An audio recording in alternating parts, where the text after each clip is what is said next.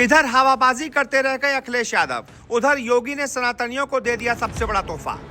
जो नहीं कर पाए आज तक मायावती, अखिलेश और मुलायम, यूपी में हिंदुओं के लिए योगी ने कर दिया वो काम। योगी के एक फैसले ने मचा दिया विपक्ष में कोहराम। जी, सीएम हो तो योगी जैसा, वरना ना हो। ये उत्तर प्रदेश के लोग इसीलिए नहीं कहते हैं, इसके पीछे बहुत बड़ी वजह है। दरअसल प्रयागराज में अगले साल जनवरी में होने जा रहे महाकुंभ को दिव्य और भव्य बनाने के लिए योगी सरकार लगातार इंतजामों में जुटी है। श्रद्धालुओं को सर्दी के कठोर मौसम से बचाने और उन्हें बीमारी से बचाने की तैयारियां अंतिम चरणों में है।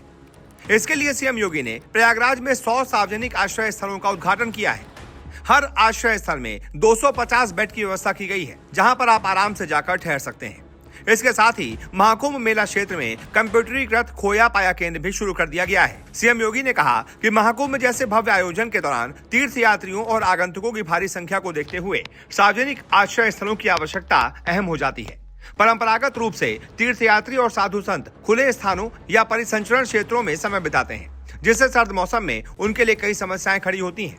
इस बात को ध्यान में रखते हुए सरकार ने 25,000 बेड की कुल क्षमता वाले सार्वजनिक आश्रय स्थलों की व्यवस्था की है।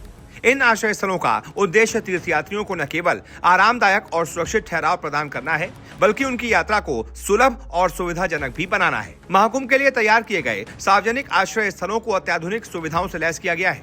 इनमें हर आश्रय स्थल पर 250 बेड की क्षमता होगी। बेड के साथ गद्दे, तकिए और साफ चादरें उपलब्ध करवाई जाएंगी। पुरुष और महिलाओं के लिए अलग अलग शौचालय और स्नान घर की व्यवस्था की गई है।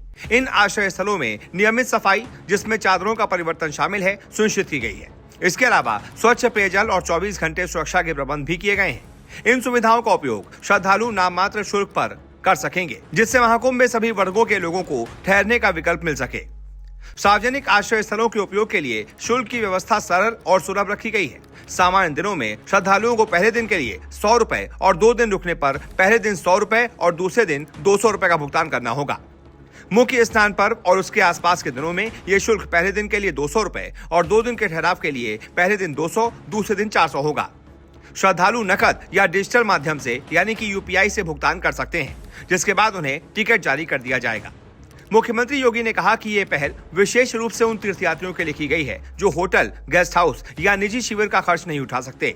इन सार्वजनिक आश्रय स्थलों से न केवल उनकी यात्रा किफायती बनेगी, बल्कि वो सर्द मौसम में आराम और सुरक्षा का अनुभव कर सकेंगे।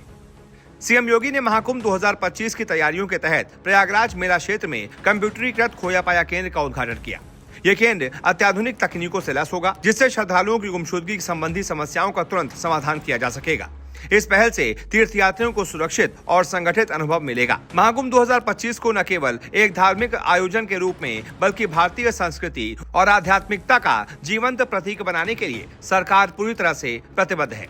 सीएम ने कहा कि यह आयोजन न केवल उत्तर प्रदेश बल्कि पूरे भारतवर्ष की सांस्कृतिक और आध्यात्मिक धरोहर को विश्व स्तर पर प्रस्तुत करेगा। ये पहल सर्दी के कठोर मौसम में आने वाले तीर्थयात्रियों को सुकूनदायक और यादगार अनुभव प्रदान करेगी। अपने प्रयागराज दौरे में मुख्यमंत्री योगी ने शनिवार को प्रयागराज नगर निगम द्वारा नैनी के अरैल में बनवाए जा रहे शिवालय पार्क का निरीक्षण किया। पार्क का जायजा लेते हुए मुख्यमंत्री ने निर्माण कार्यों को समय पर पूरा करने का निर्देश दिया। शिवालय पार्क महादेव को समर्पित एक भव्य स्थल है। करीब 11 एकड़ के क्षेत्र में फैला ये पार्क विविधताओं से भरपूर है, जिसमें कला, प्रकृति और मनोरंजन का संगम देखने को मिलेगा।